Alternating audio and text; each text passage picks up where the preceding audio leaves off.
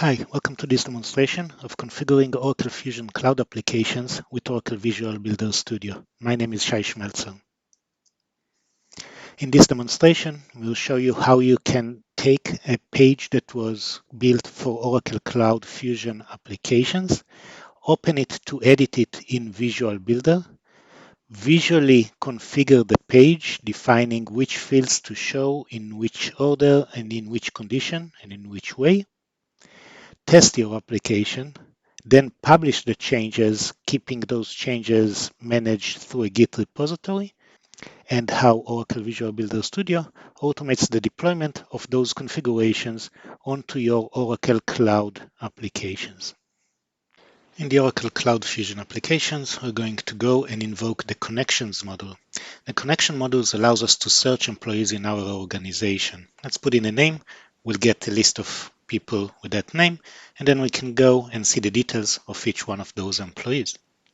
The application is also a responsive app, so if we resize the page and hit refresh to reload the page, you would see that the page displays the same information, same layout, but now in a vertical mode. So the various areas of the page have been rearranged. Now, if we want to modify the behavior of this user interface, we can invoke Visual Builder to open and edit the existing page inside Visual Builder. This actually opens up Visual Builder Studio. We select a project in Visual Builder Studio. And when we get into this project, the page that we were on would be opened inside our visual editor. On the page, you'll see various areas that you can customize. In the preview, you can actually work with the application in live mode, okay? And then you can select an area that you want to customize and use, for example, the rules editor to modify how this page is going to look. What we're going to do here is we're going to take the default look and feel that we have and duplicate it to create our own layout for smaller mobile devices. We're going to define a condition when this layout would be used. We have access to various variables, including the size of the device that is accessing us. We're going to use this rule for small devices. And then we're opening the layout where we can see a list of all the fields. We can reposition fields, for example, move the current time and then the font to the top of the list. We can also hide fields that we don't want to show on a small mobile device to save some space. And then we can see our application in a regular desktop, see the layout of the fields over here, and then switch over to see the same layout on a small device.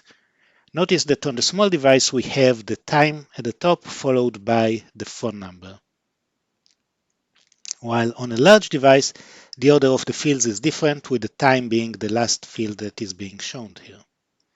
Once we're happy with the results, we can actually click the Publish button. This would allow us to commit the changes that we did into our Git repository and then publish those changes to the application that is currently running. This is done by executing a build job that would take those changes and deploy them on the instance of the application.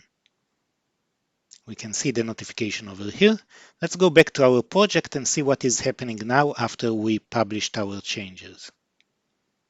As you can see right here at the top, there's a build job called HCM package that takes our changes and package them. If we go into the configuration of the job, we'll see that it's hooked up to our Git repository, automatically invoked when we commit changes, and then it uses the application extension package step to create a file that would have our changes in it. This is now being executed, and this is only the first part of a pipeline that we have that would take the packaged application changes and deploy them. So this would be the next step and the next build job that we will invoke. Let's look at the configuration for this job. Over here, you can see that the first step picks up the packaging from the previous step, and then it uses an Oracle deployment step to deploy it to an Oracle Application Cloud instance. All right, let's look at our application. We can see right now our build job for packaging is just about to finish execution. And once done, the next step in our pipeline is invoked, the Hcm Deploy step, which takes those changes and apply them to a specific instance of our Oracle Cloud applications. Now that it also finished, we can look and see if it finished successfully. We have the green check mark, which means we can go back to our application, reload it, and see our changes in the live Oracle HCM application. So again, this is on a desktop. We can see this order of fields. Let's resize the page to look at it on a smaller device. And as you can see, we now have the customized UI we designed applied to our application. This is how you apply configurations to Oracle Cloud applications from Visual Builder.